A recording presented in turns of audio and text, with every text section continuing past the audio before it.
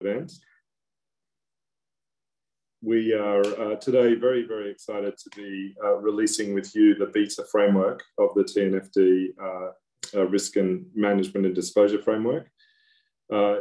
Today's a real milestone for us, and we're delighted to have you all here. In fact, we will be putting out the press release and launching the beta release on the website after this event. So we wanted to share it with you all first, given the importance of the forum to the TNFD. Let me introduce myself to begin with. I'm Tony Goldner, the Executive Director of the TNFD Secretariat, and I'm delighted to have a very special group of people with us today, both of our co-chairs, Elizabeth Mrema and David Craig, and a number of our Secretariat team members, and in particular, several of our task force members who I'll introduce to you in a second. As I mentioned, the forum is particularly important to our efforts, and we've now got over 300 forum members, so we're really delighted by the interest in the TNFD, and we wanted to share with you the beta release first ahead of the rest of the market, and so that's what we'll be doing for the next 90 minutes. If we can move to the next slide, please, Athena. So just a quick housekeeping reminder, we are recording this session, and the link will be available to everyone who receives our Forum Insights newsletter. This is a discussion. We really want your participation in today's session. There is a Q&A button on the screen, and we encourage you to post your questions up. We think we have over 275 people online already, so we won't be opening up the microphone, but we very much look forward to your questions. If you can post them into the Q&A, and please do upvote any that you like. We will obviously need to aggregate similar questions, and we're going to try and get through some presentations fairly quickly so we can maximize time for discussion, including with three of our task force members as well as the two co-chairs. So who do we have with us today? As I mentioned, David Craig and Elizabeth Mrema are both with us. They will give some opening remarks in a few moments. We have our technical director, McKenzie, who's going to take you through an overview of what's in the beta release, what's inside the box, and to discuss the development of the framework and where we've got to so far and some of the key priorities and that we've got coming up over the next 18 months. We've got Judson Berkey from UBS, Jessica McDougall from BlackRock, and Ruter from Rabobank, three of our task force members who've been really leading a lot of the work in the 5 working groups that we've had running over the previous 5.5 to 6 months. So delighted to have Judson, Jessica, and Bass with us today to participate in the discussion. This is the agenda. We'll just do a quick welcome comment from both of our co-chairs. I'll then give you a quick sense of what's in the package that we're releasing today. Emily will take you through some of the details, and then we'll open up for Q&A. We'll then talk about the opportunities for all of you and the rest of the market to participate in the beta framework.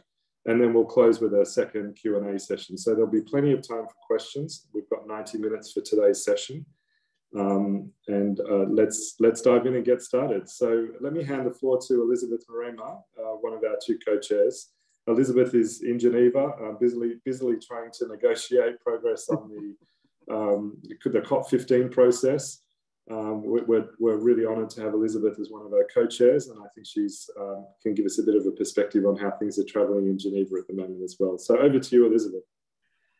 Thank you very much, Tony, and welcome to all the forum members. It's good to see we have over 300 already joining us. Clearly is a sign of interest to know what is happening, and thank you for all your contribution through the past month. As Tony has indicated, the release of the TNFD beta framework today will actually be a positive step forward for nature as it is for business. And many of you will be aware, as Tony has just indicated, that negotiations for the Global Biodiversity Framework are actually taking place here today in Geneva since yesterday, and for the next 2.5 weeks here in Geneva. So the timing of the release of the beta framework and the discussions going on by negotiators in Geneva, I think is a spot on to see that alignment as we move on. But from where I stand, this beta release actually sends a global signal, including to the negotiators here in Geneva today, that the market is increasingly recognizing that both nature and climate are in their wheelhouse and intricately linked or connected. And as you will hear today through the next several minutes, personally, I'm particularly encouraged by the recognition in our the beta release framework of the importance of location, because this aspect brings a totally new dimension to risk and disclosure as compared to climate. The location specificity will equally help companies and financial institutions to better practically understand the links between their activities, but also in the biodiversity community at national level, the national biodiversity strategies and action plans for different countries. And as the task force continues its work on metrics and targets, it's equally my hope that this will dovetail with the strong outcomes from our Conference of the Parties 15 later this year. We have a number of sessions happening now where government representatives, scientists, business, civil society leaders are debating issues related to the goals, targets, metrics, and data. And the biodiversity community's views today's release as a sign of that ambition amongst the market players to disclose nature-related risks, the impacts and dependencies, building on multi-sectorial community of practice for nature. And ultimately, we hope that to be able to align financial flows with global biodiversity goals and targets. The Convention on Biological Diversity parties increasingly recognize the alignment of finance as more than previously unimagined scale, that it is necessary if we are to turn the tide of nature loss or biodiversity loss. We have been inspired by the results in the climate space, as you know, but also moving forward, our open-ended working group co-chairs for the biodiversity framework from Canada and Uganda reflected actually on this very issue yesterday at the biodiversity, at the Business for Nature side event here in Geneva, where actually the TNFD release was equally previewed. So the biodiversity community is increasingly inspired equally by the efforts made on the Paris Agreement that set the stage for public and private actors to converge and mobilize climate finance. As many of you will be aware, under the Glasgow Finance Alliance for Net Zero, more than 450 financial institutions representing about $130 trillion in private capital announced their commitments to net zero by 2050. So learning from that experience, in our sister convention, that is the climate change, these biodiversity negotiators can even now better set the stage for such transformative financial flows. So today's beta release will further encourage the biodiversity or Convention on Biological Diversity parties to better and more craft a policy framework for the decade ahead that brings our markets into harmony with nature. Thank you, Tony. Thanks very much, Elizabeth. And it's fantastic to hear about the agenda for COP15 and how the CBD process and the TNFD work can nudge each other forward, hopefully, as we go through the rest of this year. Let me turn the floor to our other co-chair, David Craig. David was the founder and CEO of Refinitiv, which, as many of you know, is a leading market data business and was sold to the London Stock Exchange Group, where David was a senior advisor. David's been really spearheading a lot of the work on the task force and our thinking, pushing us aggressively to move fast alongside Elizabeth. So over to you, David, to give us your sense of where we stand and the challenges ahead. Well, thank you, Tony. Thank you, Elizabeth, for your remarks. I know, and I can see from the first questions, everyone wants to get into the framework, so I'm not going to speak for very long, whilst we let Emily and the team present the meat and the substance of what we're doing today. I'll just reflect on what we set out to do when we got our mandate at the G7 back in June, which seems like an awful amount of time ago.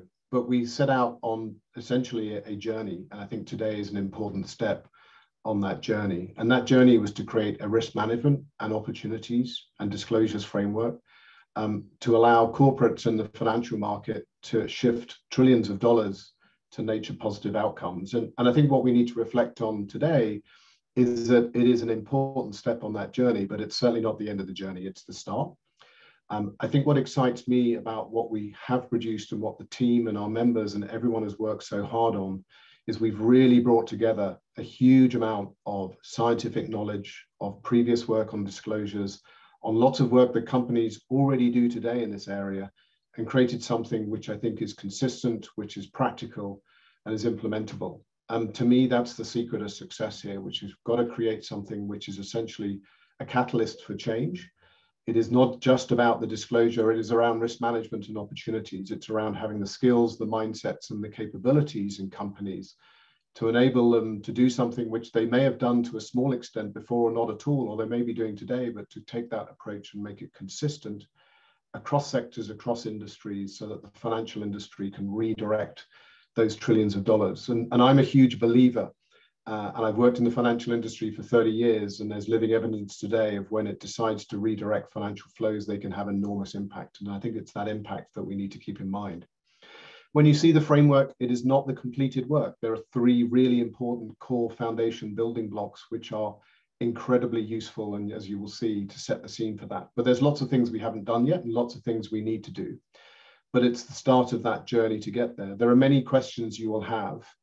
Some of those questions will answer, but many of those questions will carry on for years. This is a complex area.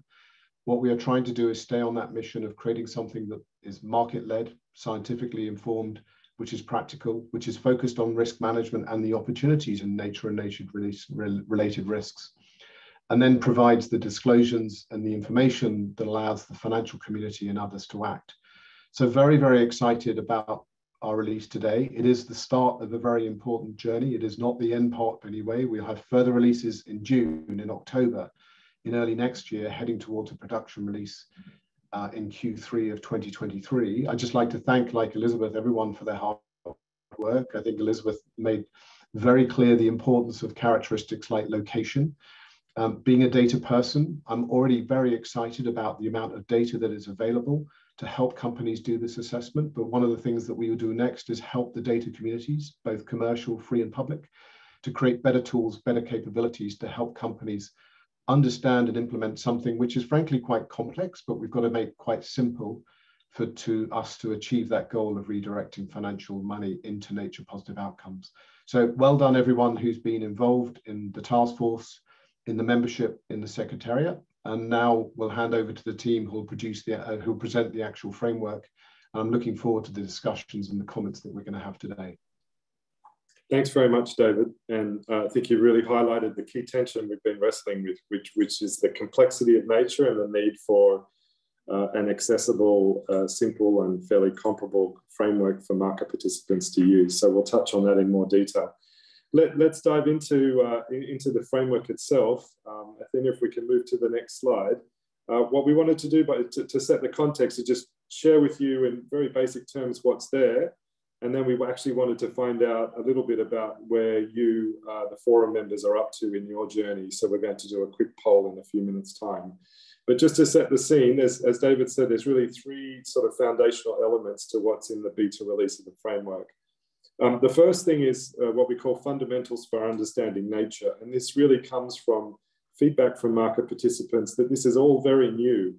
What we need is a set of definitions, a set of core concepts, much like we now have on climate. We have net zero, we have targets, we have emissions, parts per million. carbon budget. There's a whole set of terms which we're all now familiar with on the climate side, which we don't have on the nature side. So the first thing we've tried to do is provide market participants with a set of fundamental concepts and definitions to start engaging on this topic as a language system for action. The second thing is, as our name suggests, a set of draft disclosure recommendations, and these, as you'll see, as aligned as we can make them with TCFD, while recognizing that some aspects are fundamentally different. But where we can, we've tried to align both the approach and the language to provide the consistency that the market has been looking for. And thirdly is what we call the LEAP process, or the LEAP approach, which is essentially a set of early how-to guidance on how nature-related risk and opportunity assessment can be embedded in enterprise risk management and portfolio management approaches. Again, coming from feedback from the market that this is all very new, how do we actually do this? It's all well and good to give us a set of disclosure recommendations, but how do we get to those decisions around what to disclose? So we've got a very early prototype of some how-to guidance, which we hope is helpful for analysts and executives in both companies and financial institutions. Also coming out today is a discussion paper on the data landscape. And David talked about some of the key issues and challenges there a minute ago. And we'll also be providing a sort of FAQ document about what to expect coming up. And we'll add to that as we go in terms of picking up common questions and providing that advice. If we can move ahead, Athena. So let's pause here. Malika's going to run a little online poll. What we wanted to do, I think we've now got over 350 attendees, which is fantastic.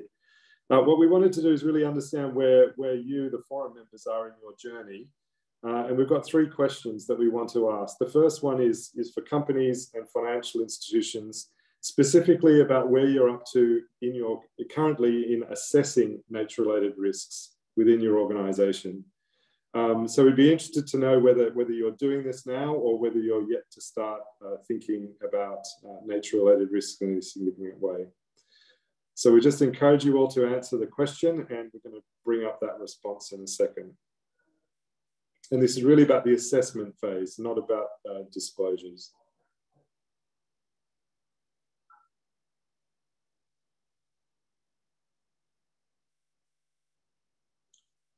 Wow, fantastic. So almost an even split, but that's very encouraging that over half the recipients, or half the survey respondents of 162 are already on the journey of assessing nature-related risks. That's very encouraging. And I can see we've got about 350 people online and about 162 responses. So we were looking for responses from companies or financial institutions. So it's good to know that there's 162 of you out there who are either corporate executives or working in banking and finance or insurance. So second question, whether you're actually disclosing nature-related risks to investors and other market participants. So this is current disclosure practice.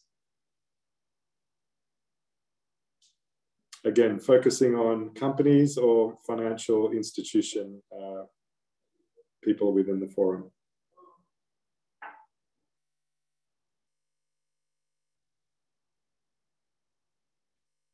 This is obviously a key focus of our work going forward, and we're very, very interested to see how many people are already attempting to disclose, perhaps alongside their climate disclosures, perhaps separately from them. Of course, one of the other issues is whether it's in integrated financial reports or if it's in a standalone sustainability report. These are all issues that we are looking to get further guidance on. So perhaps not surprisingly that a lot fewer people are actually disclosing on nature-related risks. And so hopefully that speaks to the interest in the task force and some of the advice and the benefits and the guidance we can develop together as a set of market participants around what that looks like and how to do it well. So let's move to the third question, please, Malika. So this is really for everyone online, that you don't have to be working in a company or financial institution, but we'd really like to get a sense of, in terms of coming into this conversation today, are you primarily interested in the disclosure recommendations? Are you interested more in the how-to guidance? or are you interested in both of those? We'd just like to get a sense of where the interest lies. That might help us frame up the conversation that we have in the next hour.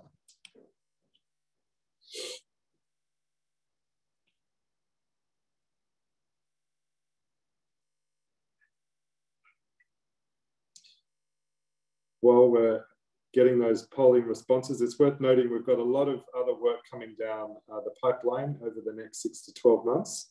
Work on scenarios, work on scopes, a lot of topics around metrics, data, and targets, which Emily's going to talk about in a moment. So we've got a lot of additional guidance coming, which will feed into both of these areas. Fantastic. So most people have a genuine interest in both the how-to guidance and then obviously leading up to what this means for particular disclosures. So that's fantastic. All right, great. Well, let's move on. We want to start diving into the details. So if we can move on to the next slide, please, Athena. Before we do, I just wanted to tell you, what will you see on the website in an hour's time? We are publishing a PDF report. A lot of people like the kind of conventional downloadable PDF that they can read. So that's coming out in both an executive summary format and a full report representing the beta release. We call it the version 0.1 release of the beta framework. And as David said, we will be doing subsequent updates of the beta framework over this year. So you will be seeing versions 0.2, 0.3, 0.4, etc., leading up to our final recommendations in September next year, which will be version 1. But we are also shortly about to go live with an online interactive platform. And I'd encourage you to look at the platform. It really has all of the same content as the report, but in a much more accessible format and with all of the feedback functions built in. So we're hoping obviously to get feedback from a wide range of market participants, and we want to channel that feedback through the online platform. That's why it's there. So you can comment on one topic, you can comment on a whole lot of different topics, but please do provide your feedback through the online portal, which will be up live in an hour, and we'll give you a bit more of a tour of that in a few moments. All right, let's summarize what I think the key issues are in the beta release today. The first point, I just echo what David said. This is a prototype. So for those of you looking for a fully baked solution with all of the answers, all of the data, all of the metrics, that won't be coming out until September next year. As we have said, we are taking an open innovation approach to developing the framework. We want to develop it with you rather than for you, the market. And so this is very much the first prototype. There's a lot more to come. And by seeking your feedback, we are essentially inviting you to participate in that process, but we're also asking for your patience and your creativity, not just in helping us identify what doesn't work or what's difficult, but also offering solutions about how we can make it better, how we can make it more practical, how we can make it more efficient. As David said, we're covering not just disclosure, but also risk management, and we should also say here, and opportunity. But we've taken a broader lens to our mandate than just purely a set of disclosure recommendations. I think you'll see in the framework a high level of consistency in approach and language with TCFD and other disclosure mechanisms and recommendations. We've done that deliberately because market participants have been very clear that consistency is the name of the game right now. We're moving towards initiatives like a global baseline being created by the ISSB and others. And the market is frustrated with different approaches, different language, different standards. So we're very much trying to contribute to that drive towards a consistent global framework. Elizabeth made the point about the emphasis on location. We'll talk about what that looks like in practical terms in a minute. And then, of course, there's the how-to guidance. And we think that together, all of these aspects, all of these features of the framework really pointed towards our ultimate goal of shifting capital flows to more nature-positive outcomes. So with that, let me hand over to Emily, our technical director, who's been really spearheading the work with the task force members and our knowledge partners to give you a more detailed look inside the beta release. Over to you, Emily. Thank you very much, Tony. Yeah, I'm Emily McKenzie, the technical director at the Secretariat, and the task force has been working hard, very hard to produce this beta version of the framework. So it's a great moment for the task force today to have reached this first important milestone. I'll go through briefly a bit more detail about those 3 core components of the framework that Tony just outlined. But before I do, I just wanted to begin by expressing a huge thank you to forum members, including our knowledge partners who have given a huge amount of input already. It's helped to ensure this first beta version of the framework has a strong science base and builds on the foundations of all the work that we're building upon, led by many of your organizations. So very grateful for your support. Thank you. And looking forward to your continued input and support over the next 18 months as we continue in our journey in this open innovation approach. So on this first component of the framework, let me begin. As Tony said, this outlines the fundamental concepts and definitions for understanding nature. And the task force recommends that market participants use these concepts and definitions when they're assessing and disclosing and managing nature-related risks and opportunities. The definition of nature, which obviously sits at the very heart of the framework, is aligned with that used by the Intergovernmental Platform on Biodiversity and Ecosystem Services, IPBES.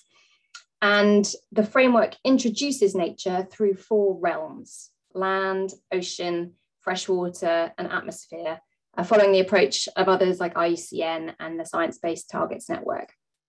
So realms are these major components of the natural world that have sort of fundamental differences in how they function. So just 2 takeaways from this first sort of part of the framework. First, people are included in the definition of nature and sit at the center of this diagram you're seeing of realms. And that's because the task force recognizes that society, including business and financial institutions, are part of and interact with nature. They're not separate from it.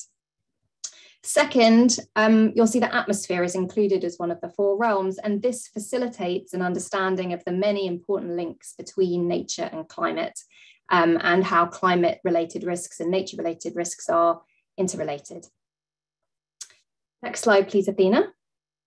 So this diagram, hopefully it doesn't overwhelm you, but this is, we've been joking, this is our periodic table. It shows the conceptual building blocks of the approach in the framework to understand nature. It draws on very credible sources, the global ecosystem typology developed by IUCN and used as the basis of the UN SEA ecosystem accounts, which recently became a global statistical standard. And it follows the same lists I'll go through these concepts one by one, but biomes, environmental assets, and ecosystem services. So again, this is an example. Great, huge thanks to our knowledge partners and forum members for shaping this early thinking by the task force on how to approach this. So you have these 4 realms providing the entry point for land, ocean, freshwater, and highlighting the links with atmosphere. And each of those realms includes a set of biomes, such as lakes in freshwater, tropical forests on land, and open waters in the ocean. And following others, including the Dasgupta review, which I was previously involved in, nature is recognized as a stock of assets, environmental assets that provide flows of services that benefit society and business. And we're using the same terms of natural capital. And corporates and financial institutions depend on these assets for their business operations and enterprise value. And these assets include the living and non-living components of the earth, the forests, the wetlands, the coral reefs, the areas that agriculture is relying on. So the important point to take away here is that the underlying business model of an enterprise and also its perceived value by investors is going to depend on these environmental assets and the services they provide. That's really the fundamental takeaway, and a lot of detail which we'd welcome feedback on as our kind of building blocks diagram here. Next slide, please, Athena. So again, another slide with a lot of detail, which I won't have time to go through all of, but this is another really important visual in the framework showing the overall logic for how changes in nature through corporate dependencies on nature and nature impacts, which are on the left-hand side, flow through to affect enterprise value and generate financial risks and opportunities as you move through the diagram to the right-hand side. So a couple of key takeaways here. the TNFD defines nature-related risks as the potential threats that are posed to an organization linked to its and other organizations' dependencies and impacts on nature. And we are aligning with the same construct as TCFD. These can derive from physical risks, transition risks, and systemic risks. And in addition to shorter-term financial risks that might be immediately material today, including longer-term risks presented by an organization's dependencies and impacts on nature.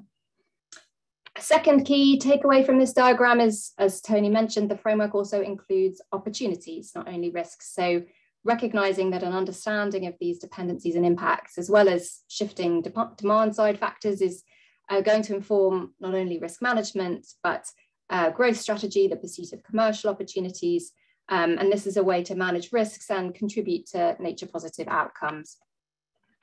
So as it runs through from the right to left, you can see how these risks and opportunities are managed, translating through to financial risks, market, credit, liquidity, and operational risks. Next slide, please. Thank you. So that is not all the detail, but a kind of whirlwind tour of some of the core components of that first part of the framework, how we understand nature. The second component that Tony showed you is a set of draft disclosure recommendations that the task force have put together on nature-related risks and opportunities. And first, I just wanted to emphasize, as Tony did, that in response to clear calls from the market that they would like a consistent and integrated approach to sustainability reporting, these draft disclosure recommendations are explicitly building on those that have already been recommended by TCFD for climate-related risks. We follow the same 4 pillars of governance, strategy, risk management, and metrics and targets. And so what you're seeing here on this slide is the components in blue on the iceberg, which come from TCFD's approach, recommendations and recommended disclosures. The approach we've taken, the task force has taken, is aligned very closely to those of TCFD. We've taken the same approach, we're aligned to the same language, and we've done that by design, purposefully, to facilitate and encourage a move towards an integrated approach. But you'll see below the waters lie the grey dots, the more detailed guidance for all sectors, supplemental guidance for specific sectors. And this is where further work is being undertaken by the task force to adapt guidance to the specifics of how to think about nature. And we will be releasing further guidance, for example, sector-specific guidance in subsequent releases.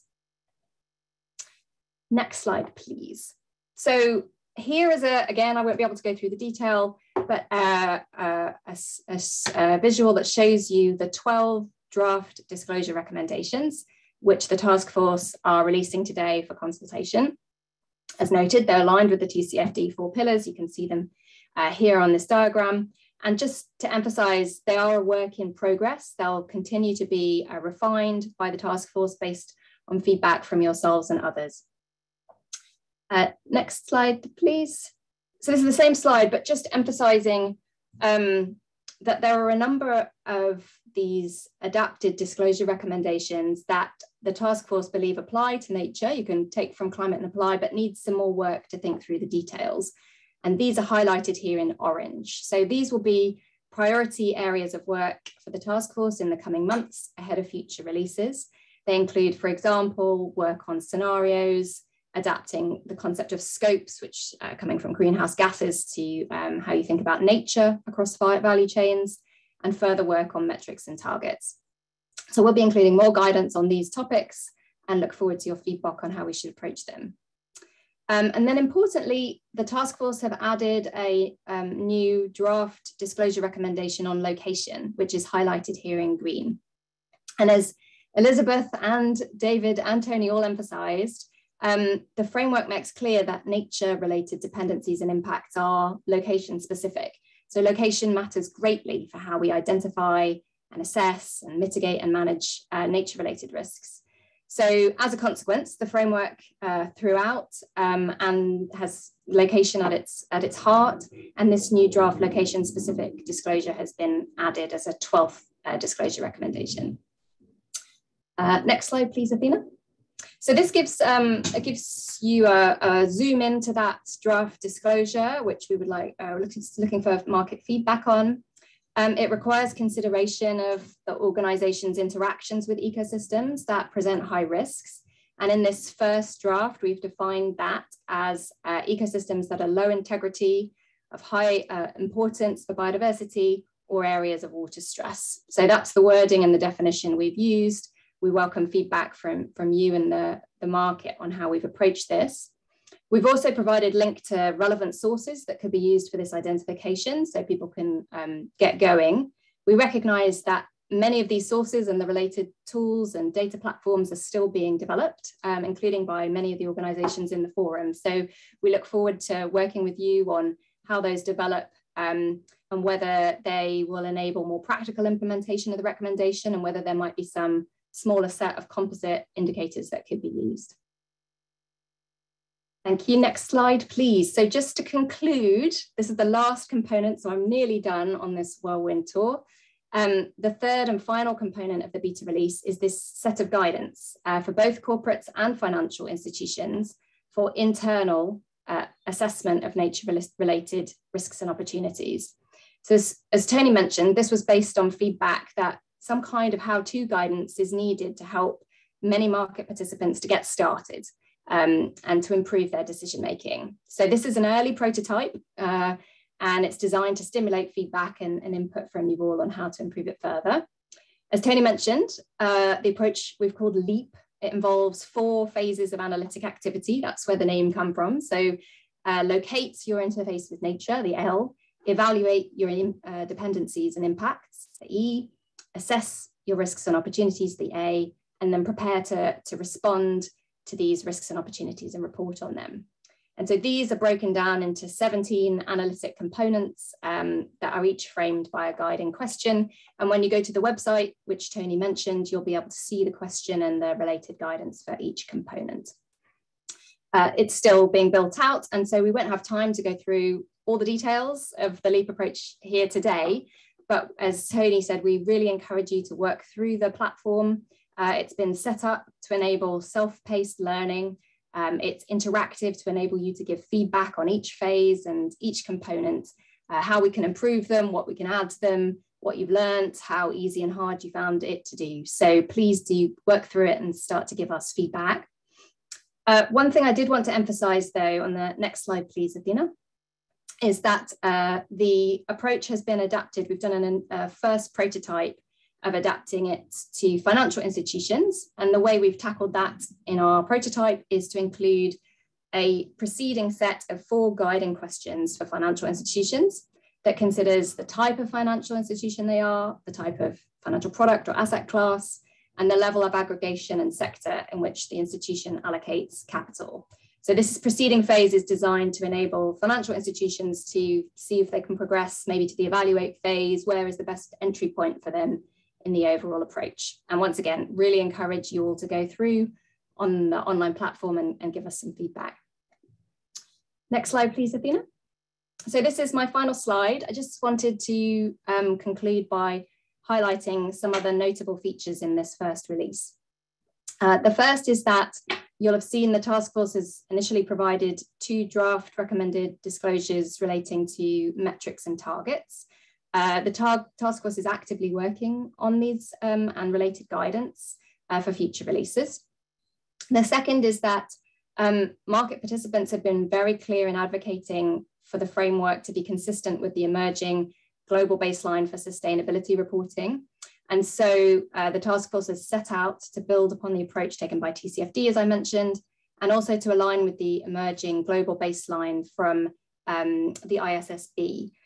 So there's flexibility within it for those who want or need to apply a different materiality threshold. And then finally, in this beta release, as a very early suggestion, the task force has recommended organizations disclose how they define short-term, medium-term, and long-term timeframes. So we've provided this in the guidance, and again, it's another area where we welcome feedback, early thinking, and as I said, as we progress over the next 18 months in future beta releases, we hope you'll continue to give us feedback and suggestions so we can continue to improve the framework. Thank you, Tony. I am done with my whirlwind tour. Thanks, Emily. That certainly was a whistle-stop tour of the content. Let's open up for Q&A now. We've got some fantastic questions coming in. I'm going to give Emily a bit of a break for a minute or two and come back to her in a few minutes about our collaboration with a number of partners. But let's bring Judson, Bass, and Jessica into the conversation. Judson, I wanted to get your reactions. There's an interesting question on scenarios for financial institutions, and whether or not institutions will need to develop their own scenarios, or whether we'll be providing sort of guidance to inform scenario thinking for financial institutions as a whole. Do you want to maybe respond to that? Yeah, sure. Happy to jump in on that one. Yeah, clearly we need to do some more thinking around scenarios, and I know we have plans to collaborate on that thinking with groups that have also signaled they'll be working on scenarios in the near future, things like the NGFS. How much there will be just one standard set of scenarios, I'm not sure. We don't have that for climate, for example. There are different scenarios that are out there. There are the IEA scenarios, the NGFS scenarios, the IPCC provides the background to all the scenarios in some sense. And so I think it will be incumbent on institutions to think through the scenarios they do apply and be thoughtful on which ones they do choose to integrate into their risk analysis and thinking about opportunities, and then ultimately be transparent on that. But certainly, I think we can do some good work as TNFD, particularly lined up with others, to really contribute to that initial scenario definition and outline what's possible and some ways to think about it. And this is clearly something where we're going to want to collaborate with not just within TNFD task force, not just within the forum, but with the knowledge partners and others, and really see if we can very much bring the best of thinking together and help everyone move faster, and so really form a bit of a catalyzing kind of effort. Great, thanks, Judson. Bass, over to you for the next question. The question is, you mentioned in your presentation the need to disclose the impacts of nature risks and opportunities, but not the need to disclose adverse impacts resulting from financial and investment decisions on nature.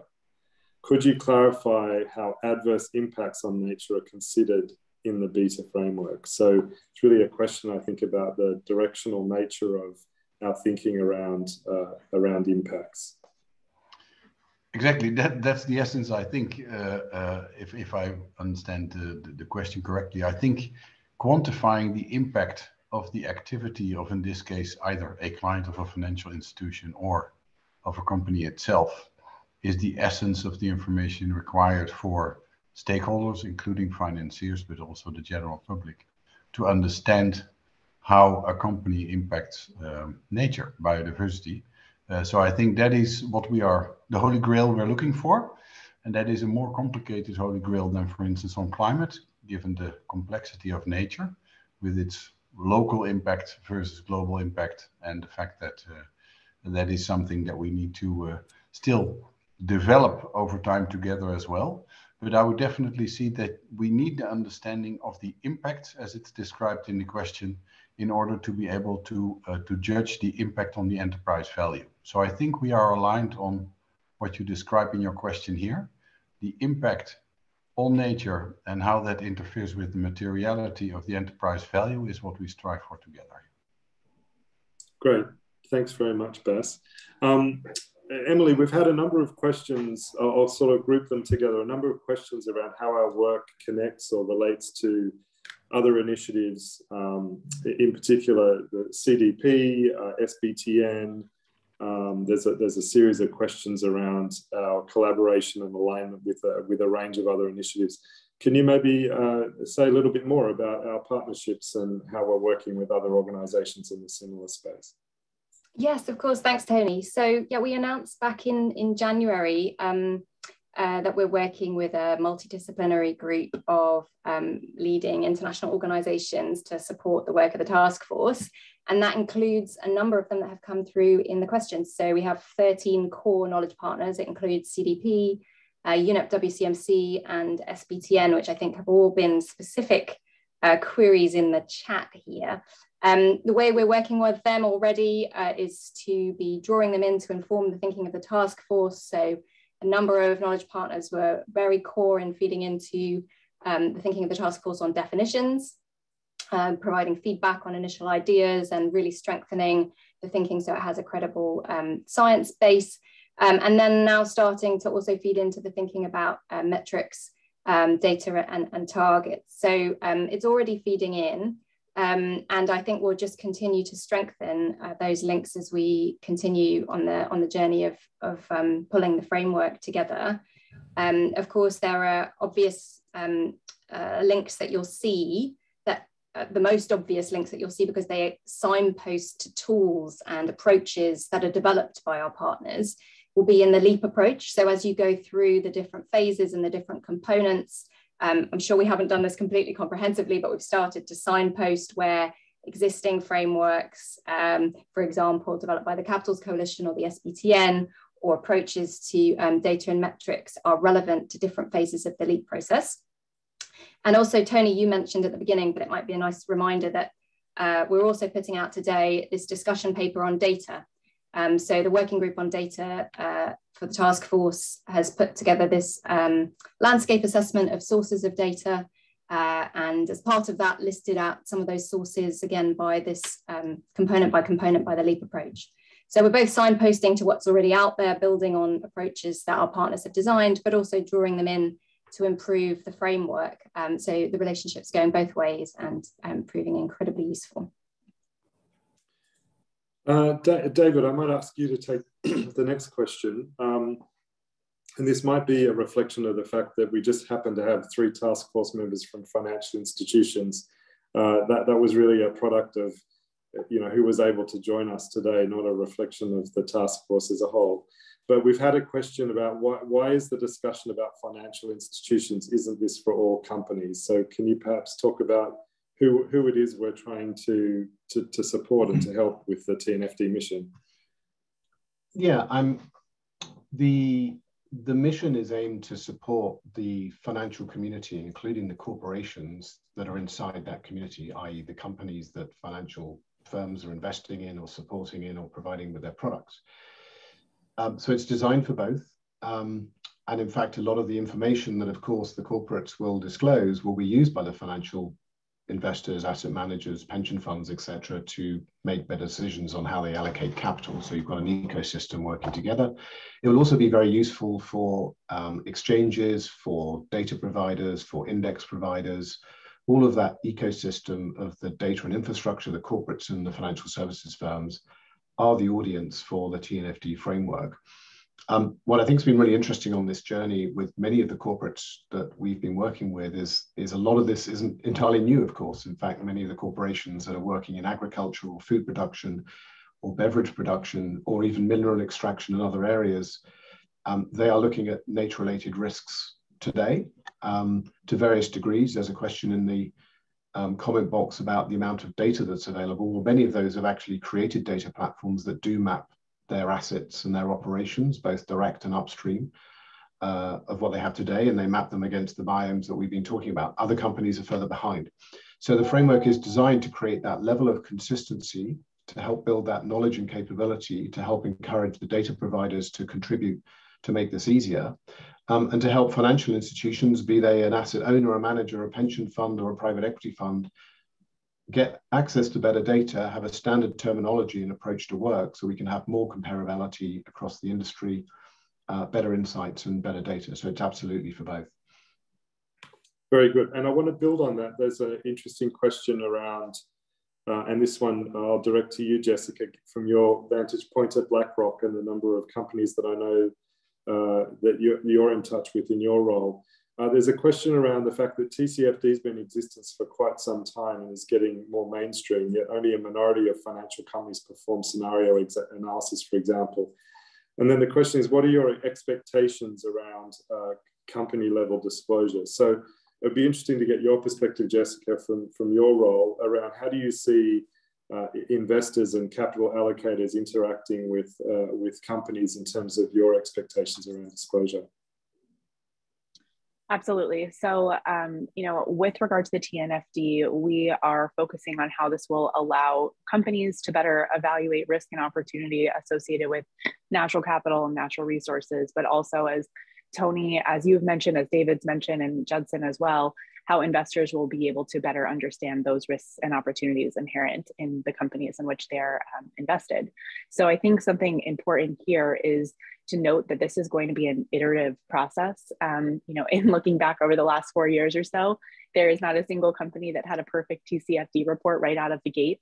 And so it's really looking to build on available disclosures today. And as we build out additional data sets to help capture more metrics and more targets that will help provide a more fulsome view of those risks and opportunities, we would also expect organizations to iterate on their available reporting as well. And I think, you know, perhaps in line with the question specifically on scenario planning, as we have also seen with climate over the last couple of years, we would think that nature-related scenario planning would also evolve as, again, more data becomes available. Great, thanks, Jessica. And over to you, Emily. I wanted to ask you, there's a question around alignment with ISSB and the emergence of the global baseline. Do you want to just address our thinking around the issues of the global baseline that's been developed by the IFRS? Yes, absolutely. So as I mentioned, we've had strong feedback that the need for the TNFD framework to be consistent with the emerging global baseline for sustainability reporting. So we have taken the approach to do that, but there's flexibility for those who want to disclose or required to disclose with a materiality threshold that would be additional to that global baseline. So this is one of the areas, our approach to materiality, that we'd welcome feedback on. But that's been the approach so far, and we've had active conversations with the IFRS Foundation, as we had with the TCFD Secretariat and others such as FRAG, as we consider this approach. Great, fantastic. I also wanted to turn to the question of metrics. There's been a few questions around metrics and data. David, I might get a couple of perspectives on this issue. David and then Judson, do you want to talk about where we currently stand in relation to metrics, targets, and data, and what you see as being our priorities going forward over the next few months in regards to that important set of issues? Yes, and there's a question in there about this. I think we're responding to that. I mean, metrics are clearly critical for this whole exercise. What gets measured gets managed. Metrics not only give data and measurement, but they also ensure accountability. So whilst we talk about a risk management and opportunities framework, clearly the metrics that you measure against and the disclosures you make are absolutely critical. I see this as three pillars of: you've got data, what I call the input data that is used for the analysis and the assessment, the petabytes that companies today will use to look at the biomes that they're located in, the ecosystem services that they have, and all of those dependencies and impacts. You have the second pillar, which is then the metrics, and then you have the third pillar, which is the targets. And the three pillars hold up the foundations of the TNFD. They are separate, but they are, of course, linked. What we are not recommending, of course, is that every piece of data that you use for the assessment of risk management and opportunities is disclosed into the public environment, because that would, of course, be very unwieldy. We are creating something which is very targeted and very focused on those dependencies and impacts that you have in those locations based on the activities that you are doing. What we will be doing is recommending a set of metrics that follow those principles, that are very targeted, that also will help us to align against the targets that we are looking to come from CBD and other forums, so that we can create something which is like TCFD, moving towards those science-based targets. It's, of course, more complex than climate. There are more and different metrics that you have to look at. We hope to give the first sense of this really coming in June. We've got teams underway, and then release again in October. So we will absolutely be recommending a set of metrics, but we also acknowledge that standards bodies like the ISSB, the EFRAG, and the others, they will ultimately define those end standards. We are not a standard setting body, but we will feed into them the metrics that we think are the right metrics to measure against the risks that a company thinks are material in their company's operations, and the risks that are material for an investor or an asset manager that is involved with those companies. Great, thanks, David. Judson, any comments from you around sort of the challenges of developing an approach around metrics from your perspective? Yeah, well, I think that's not just where challenges lie, but actually the great opportunities. In terms of really giving more certainty on what are the key pieces of information that should be disclosed. How do we move from that data that David described to actually the informational value that companies can disclose, and then do that in a way that generates comparability. But I think Baz made a great point earlier in the conversation about the metrics at some level do indicate the impacts. I think we've seen that on climate, greenhouse gas emissions, scope 1, 2, 3. That's the same information that TCFD suggested, the same information that EFRAG has suggested. So in some sense, I think once we get to the level of metrics, we might actually be able to generate some good convergence across what feel at the moment like sometimes fundamentally different perspectives. But when it comes to companies' impacts, be they on water, on land, on forests, are different realms. I think those are key to understand as a financial institution, to be able to put appropriate value on it. Those are the things you want to look at over extended timeframes with the scenarios we described earlier. And all that, I think, gives you a view on how is that company managing these issues. And ultimately, once Elizabeth and her colleagues finish their work and give us some key goals, then we can really start to establish targets and then transition plans. And at that point, once you have targets and transition plans, you're all about impact. So I think the metrics will be part of this key definitional work we need to do, and really will help build up the infrastructure to really bring a lot of things together. Terrific. Thanks, Judson. I do want to ask two more questions before we then keep moving on. The next one is for you, Elizabeth. Really good question, I think, building on your introductory comments. Are we moving towards a net zero for nature, do you think? Indeed, a good question, which even here keeps on surfacing. But I think we need to understand that the aim of the TNFD framework is basically to help shift financial flows from nature negative to nature positive outcomes. Of course, the Beta frame has tried to do a high level definition in the Beta version itself, on the understanding that this is still a subject of discussion and that definition needs to be further developed. And even here in Geneva, there's still no definition yet agreed, although as of yesterday, some delegations have been mentioning it. So we'll see how the discussions then continue during the coming weeks. Very good. And thanks. Of course, we need to understand, unlike the 1.5 degrees climate change, biodiversity is complex because you are looking at human beings, you're looking at species, genes, and genetic diversity. You are looking at ecosystems.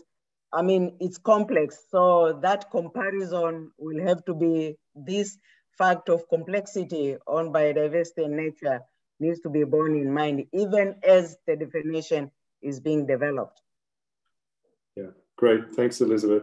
And final question, there's a couple of questions around the sort of new location-related disclosure that we're put forward in the beta release.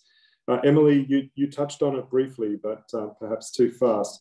Can you just perhaps restate or just spend a bit more time outlining how we've defined this notion of ecosystems, low integrity ecosystems, etc.?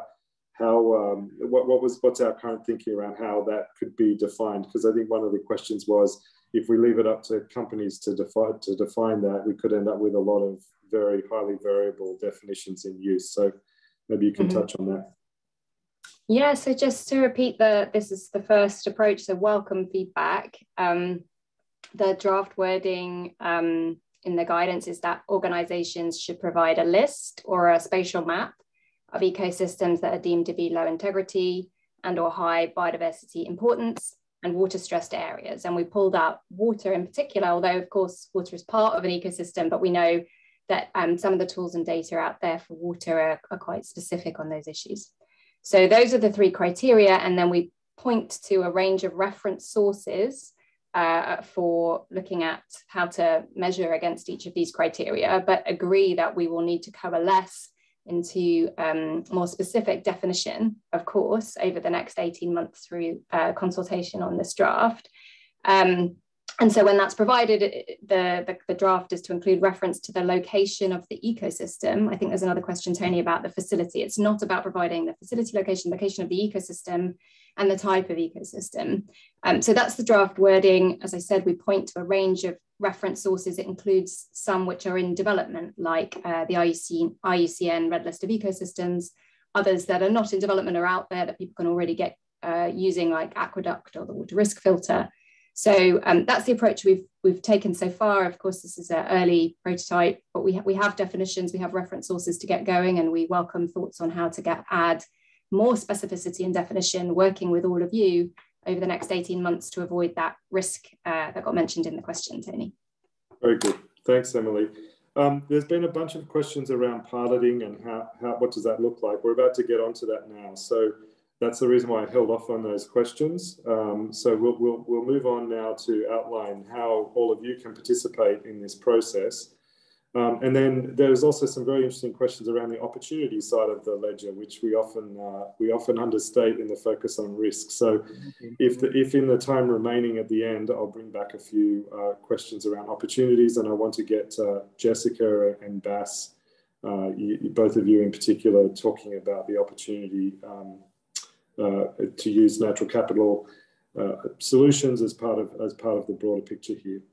So let me just briefly give you an overview. Tony, before you proceed, apologies. There were questions which were related to alignment with the UNEP or financial institutions. We have the other Jessica with us here and with me here in Geneva. Probably she will respond to that before you move to the next. Very good. Would welcome that. Now she has to move to my seat.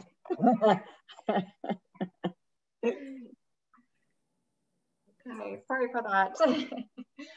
Great. No, we were happy to see the question on alignment with the Blue Economy Finance Initiative and principles that is run by UNEP-FI.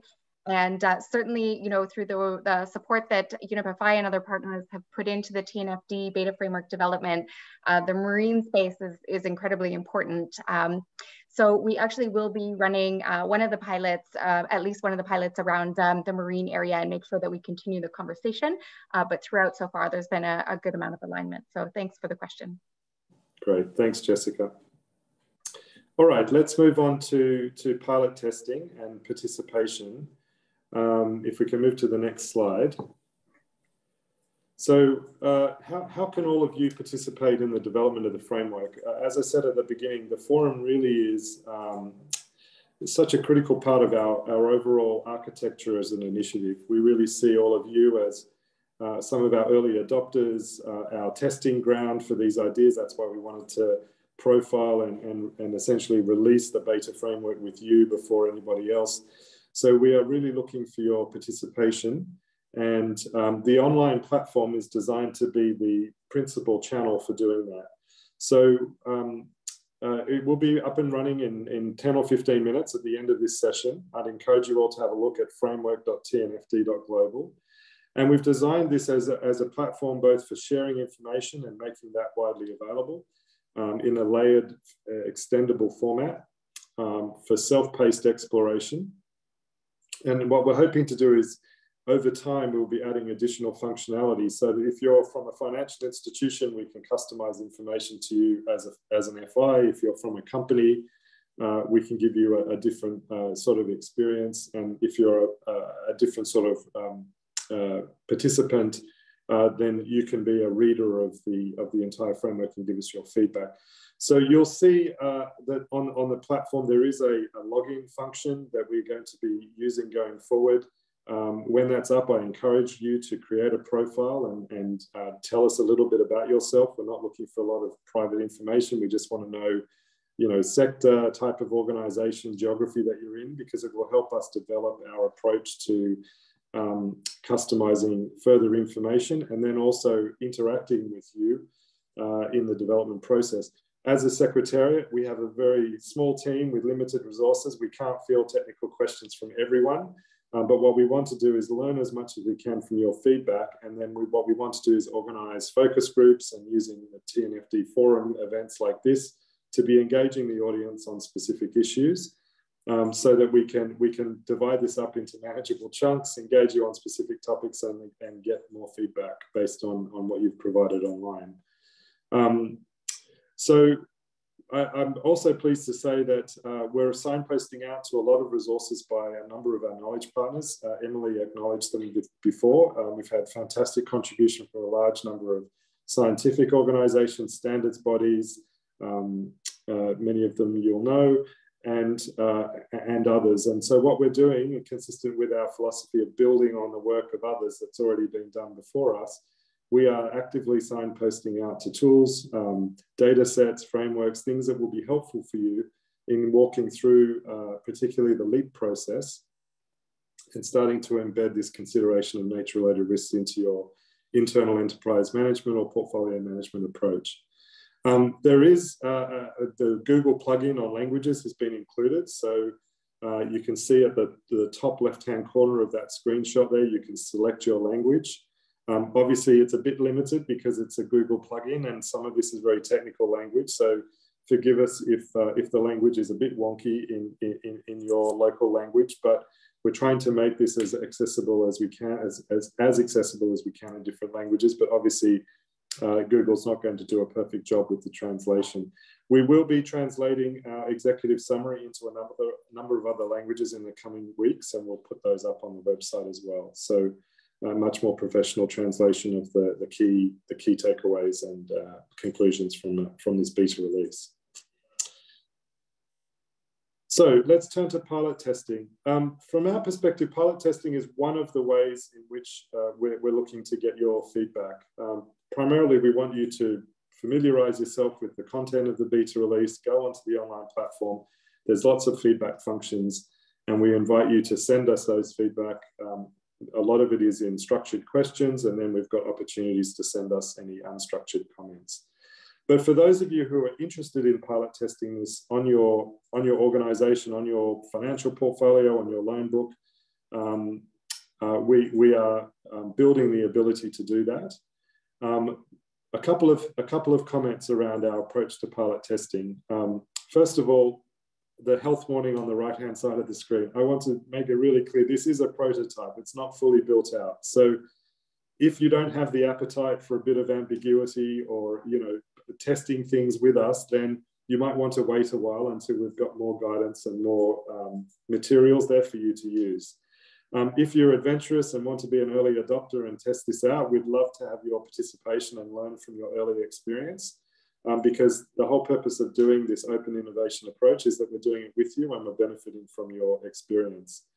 We will be doing some pilot testing through some institutional partners, and those will be announced in the next couple of weeks and months.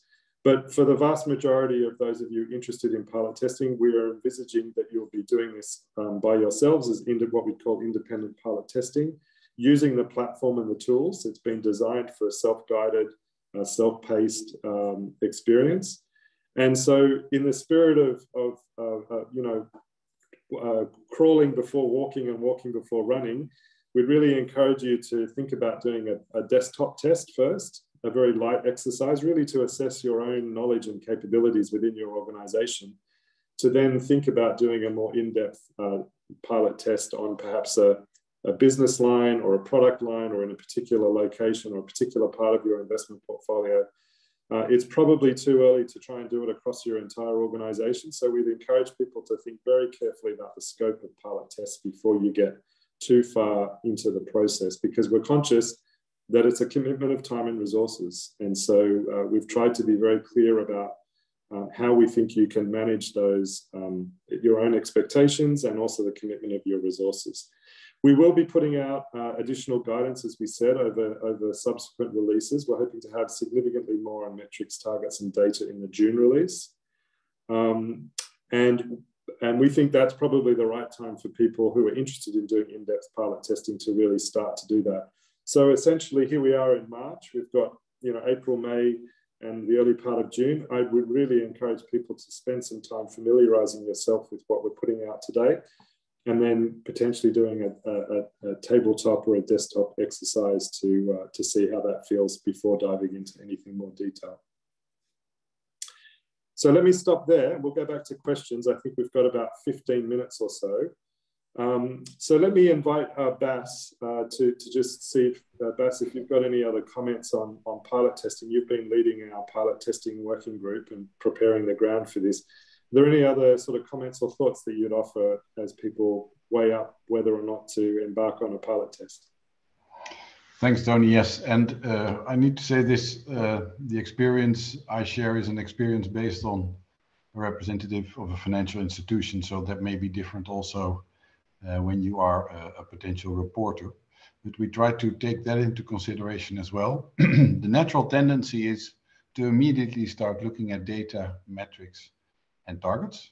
And I think what has been provided today as a beta framework with the LEAP process is actually of material value to digest and to analyze before jumping to sector-specific targets data, because I think it also helps you to actually analyze what you've been doing within your organization so far and what you potentially in the future need to change in order to live up to the TNFD way of thinking and way of working. So I would say the beta framework as it is published today has a very direct link in the reporting framework suggestion close to TCFD. So that will be familiar quickly, I would say, when it comes to the LEAP process, and when it also becomes so directly linked to location and nature-specific way of analyzing where your exposures are, your risks, your dependencies. It is important to redesign or to optimize your process moving forward. So I would suggest to start working there and to also wait a while until the metrics and targets are available in June, when you can actually make your next step. We had one example with the soy pilot. We did a pilot of pilots, so to speak. And the feedback after doing that pilot was actually we didn't share a lot of soy-specific data and questions together. And that makes it also clear that these types of processes have a significant part of repetitive questions that are quite similar for different sectors, even different geographies. So I would say there's a lot to be learned already, even though the metrics and targets are not yet there. There's a lot to familiarize with the LEAP process, how strong it is and how it can be used to over time change your way of working internally. And by the time you have digested that, I would expect the metrics and targets to be available to make your next step. That's one. And two, I think now that the online platform is available, it is really easily accessible to go more in depth. What will be the questions for pilot testing moving forward? So we spend a lot of time with our working group identifying which questions we think are the most important ones to get your learning experience back so that we can optimize the beta framework in the next iterations. So it's important to us that you provide us your feedback. And I think it's important for yourself to take a step-by-step approach and not to jump in it straight away and with the risk of drowning, so to speak. Thanks very much, Bas. Very good. I can see there's a question from Marie about is pilot testing ending in June 2023? So let me just clarify on the time frame. So our thinking around pilot testing, that of course with the information that's up online as of now or in 10-15 minutes, it's up to you as to how far you want to go and how fast you want to go. To Bas's point, we're just providing what we hope is some guidance about a stepwise approach to doing that. We will be sort of closing the window, so to speak, on pilot testing by the end of June 2023, simply because our recommendations are due out in the third quarter of 2023. So as a task force, we will need time to digest all of the learning and the input from the pilot testing before we publish those recommendations. So we are essentially, from now, we've got sort of 15 months of pilot testing. As Bas said, once more information is up online and we encourage you to start in June, it'll be a 12, 13 month window of time to consider doing a pilot test. And in talking to our colleagues at TCFD, we understand that through various experiences that they ran, a number of organizations, of course, it's up to how much you choose to take on in terms of the scope, but some pilot tests took 7-8 months, some were much shorter. So we're hoping that this 12-month period of time, 13-month period of time is sufficient for those of you who are interested to give it some thought, plan, prepare, mobilize your resources, and then share your feedback with us. So that's the time frame around pilot testing. I did want to come back to the questions that were raised earlier around opportunities and invite both Jessica and David to offer some thoughts around the opportunity side of the ledger. I know, Jessica, from our conversations in the task force, you've had some very interesting thoughts around, you know, from your perspective, index funds, etc., how you would think about sort of this space around nature and nature positive outcomes, creating new investment opportunities. So would you like to share some thoughts? And then David, I know you've also spoken about carbon offsets and the tremendous opportunity around carbon offsets that this creates. So welcome both your thoughts on the opportunity side. Absolutely. You know, so from the perspective of BlackRock as a long-term asset manager, we have increasingly seen how nature-related risks are impacting companies financially. But there's also a great opportunity on the other side of that coin for companies to be carefully managing their risk while also positioning their businesses for a longer-term outlook and ultimately working to deliver long-term value for shareholders. So we've seen some examples and a bit of a piecemeal case-by-case space here, but there are some companies that have really considered how they can be best-in-class operators and be carefully considering the natural resources that they require to do their business. And for us, this is particularly important because it's an element of risk oversight, but it's critically thinking about how companies can provide value to communities, customers, and shareholders as well. So again, kind of understanding how companies are positioning themselves and thinking through this problem in a resource-constrained world is an indicator for us as to best-in-class operators and ones that we think are best positioned to succeed as resources become increasingly constrained or climate impacts are broader across the global landscape. Thanks, Jessica. David? Yeah, no, thanks, Jessica. I'm thinking about how to keep my comments concise because I get very excited about the opportunities. And if there's been one piece of feedback from all of our task force members is this is not just about risk, this is about the opportunities. And the opportunities always happen when there's big change. And the change that we will see in the market is people will recognize that some of the old methods of food or textile production or mineral extraction, some of the methods that we use today have not been taken into account the risks and dependencies on nature. And therefore we need to move to different methods and different ways of working. And as Tony mentioned, there's this huge opportunity where people are beginning to realize that if you are going to rush to net zero and you cannot decarbonize your supply chains or energy production fast enough, you will need to use offsets. And of course, most of the most efficient and effective offsets today are nature-based. In fact, 90% of them are. It's very expensive to remove carbon from the air through mechanical methods. And therefore, you will see opportunities in natural-based carbon removal systems. We're seeing tens of those every day come across our desk. We're going to see opportunities in new ways of food production, in vertical farming, in regenerative farming, in alternative ways of creating protein.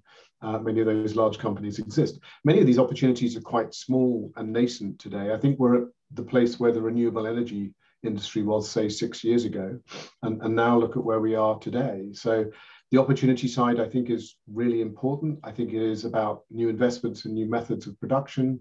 It is around new methods that reduce my cost base or create alternative revenue forms. And it is also around our realization that a lot of the carbon offsets that we're going to need to use to get to net zero will be nature-based. So from my own experience, the tens of companies that are coming across our desk that are looking at these and looking at investments, I think are really interesting opportunities, both for the corporates and the investors that are in our financial market community. Great, thanks very much, David. I do want to come back to a question that's been posed around the kind of tech support that people can expect from the Secretariat with respect to pilot testing. So, as I mentioned, obviously the capacity of the Secretariat to field detailed technical support questions from everyone doing pilot testing is going to be limited. And so that's why we're looking to build partnerships with organizations that will be doing a portfolio of pilot tests with us. So You saw a few moments ago Jessica from the UNEP FI team. UNEP FI will be one of our pilot testing partners, doing some pilot tests with financial institutions. We have a number of other pilot testing programs that we're in discussions about at the moment. There'll be more news on those coming out in the coming months. With respect to independent pilot testers, so most organizations, we're really relying on the platform to be the main conduit for support. And so we will be updating the tools, the resources, the guidance, including an FAQ document to answer the questions on this call and the questions that come up down the line, to be providing sort of that first line of technical support. For all of you who are in the TNFD Forum, we are planning to offer an additional sort of level of input and support. I mentioned this idea of focus groups that we'll be running. So for forum members, we plan to schedule a series of sessions on different aspects of applying the disclosure recommendations, the LEAP framework, etc. So as forum members, you'll have access to those webinars, and we can dive into specific details, and we'll shape the agenda of those discussions based on the feedback that's coming in. So if we see people really struggling with the issue of location in the LEAP framework, we'll offer to host a session around that topic and share experiences together. So that's how we're planning to handle tech support. With the time remaining, there is perhaps one interesting question requiring a bit of a crystal ball. I might get Judson, you to have a first crack at this one. Interesting question. What do we imagine will end up being in financial statements down the line regarding nature-related risks and therefore subject to being audited? So perhaps you want to have a first go at that question. Yeah, it's always hard to crystal ball gaze, but yeah, I guess ultimately we do want to understand. I think as Jessica, you very articulately said, what really, how are companies position themselves for a future world? And to David's point, are they seizing the opportunities that come from a fundamental re-engineering of business models and a new understanding of value? Or are they trying to invest very rapidly to reorient their strategies and business models? So I think it's just at a fundamental level, it's just really understanding the topic of nature, a firm's understanding of it and what they're doing with it in terms of integrating into their overall business model strategies, and then ultimately how that plays out through financial performance. But I think that it'll be stepwise, no doubt. I think as many have articulated in this discussion today, no one has figured this all out yet. We're all on a journey together. I think that's the power of what TNFD has put out is to do this in an iterative way, not to try and go away for 2 years and think it all through and come back with an answer. And so we were all going to have to work on this together. But ultimately, I think we just want to see evidence that companies really are taking on board, the natural constraints within which our societies exist, and figuring out how to continue to serve their clients, their customers, their communities within those constraints.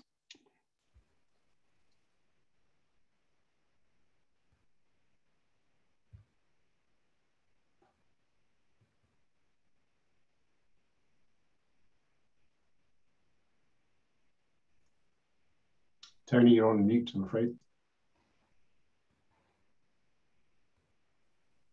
I apologize. I was just going to say, I wanted to invite David and Elizabeth to offer some final comments to close out. But from my perspective and the Secretariat's team's perspective, it's been a fantastic session. This, as we said, this is a prototype. We're firing the starter's gun today on the conversation with the market and with feedback from all of you and many others. So we welcome your active participation. We hope that you as forum members can also spread the word and engage with companies in your industries, financial institutions, suppliers in your supply chains. So thank you very much. We're really looking forward to the next 18 months. But let me close and just see if David and Elizabeth want to make any final comments. Well, I'll just say firstly, thank you for our task force members. Thank you especially to Bas, Judson and Jessica, who are with us today talking about some of the questions. And as Judson just remarked, this is a change program. This is the first step in that change program. And the first release is designed to help companies really understand the taxonomy, the definition and the approach to drive that change. Are all questions answered? No. Thank you for the questions today. There will be many questions that we need to answer. We are publishing a Q&A, and there are subsequent releases that will address many of those things. So I really appreciate everyone's engagement today. I'm really delighted and pleased with the hard work that's gone into this. Members of our group have rolled up their sleeves and weekends and evenings literally to get this done. We've got a lot of people behind it. I'm delighted with where we are, but I also recognize we've got a lot further to go, and really appreciate everyone participating across the forum in this call today. Elizabeth, final word from you, if you might. Thank you very much. Basically, I want to join David first thanking all. Here I'm not just talking the forum, it's the knowledge platform, the task force members, as David said, who have spent literally sleepless nights just in the last few weeks or several weeks, few months, that today we are releasing this beta version. So many thanks to them, but to you members of the forum, we hope, if not all of you, but at least probably 3/4 of you will be ready to pilot test that beta framework, so that feedback then will help us to further develop the framework in those 3 milestones which have been indicated before the final framework is released at the 3rd quarter next year. So charity begins at home. Let's see if it will begin at home with the forum. We have with us in this forum, Bas, Jessica, Johnson, also already showing and demonstrating to you that yes, this beta framework can work even in their own companies, and they are ready to pilot. And I'm sure they have already begun as the result of developing it. And we want to see how many of you forum members are ready to join that ship so that together we can move and sail to the end. Thank you. Very good. Thanks, Elizabeth. Well, we'll close out there. I just wanted to tell everyone that the interactive platform is now live. Press release has gone out, and I hope you all enjoy reading the final report, or the report of the beta release. It feels like a final report to us, but of course it's just the beginning. So look forward to all of your comments, and thanks very much for joining us today. Thanks to you all.